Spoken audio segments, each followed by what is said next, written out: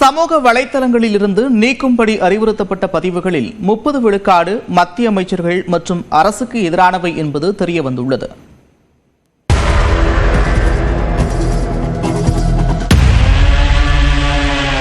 Smart phone யுகத்தில் பிறரை பற்றி தவறாக பேசுவதற்கும் அவதூறு பரப்புவதற்கும் சமூக வலைதளங்கள் முக்கிய கருவியாக உள்ளன.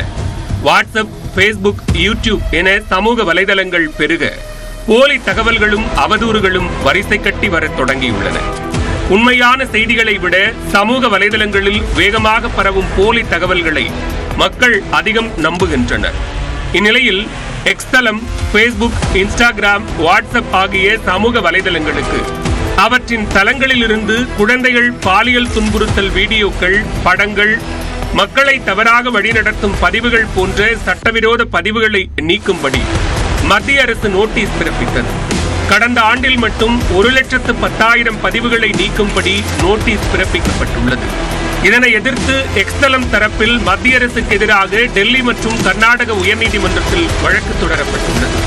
இந்நிலையில் அவதூறு கருத்துக்கள் தொடர்பான பதிவுகள் மற்றும் வீடியோக்களை நீக்கும்படி சமூக வலைதள நிறுவனங்களுக்கு மத்திய அரசு நோட்டீஸ் பிறப்பித்ததில் 30 விழுக்காடு மத்திய அமைச்சர்கள் மற்றும் அரசு துறைகள் சார்ந்தவை என்பது தெரியவந்துள்ளது.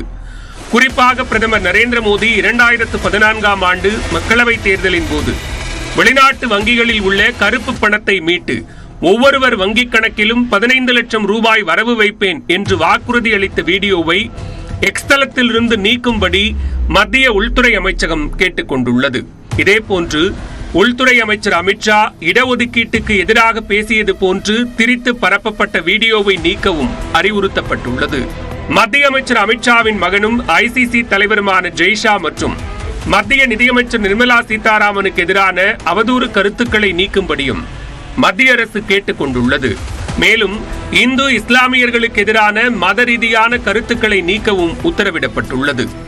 சமூக வலைதளங்களில் இருந்து நீக்கும்படி மத்திய அரசு அறிவுறுத்திய முக்கிய தகவல்களை கடந்த 2 ஆண்டுகளாக எக்ஸ் நிறுவனம் வெளியிடாமல் தவிர்த்து வந்த நிலையில் தற்போது மத்திய அரசுக்கு எதிரான வழக்கில் எக்ஸ் தளம் இந்த தகவல்களை பகிர்ந்துள்ளது.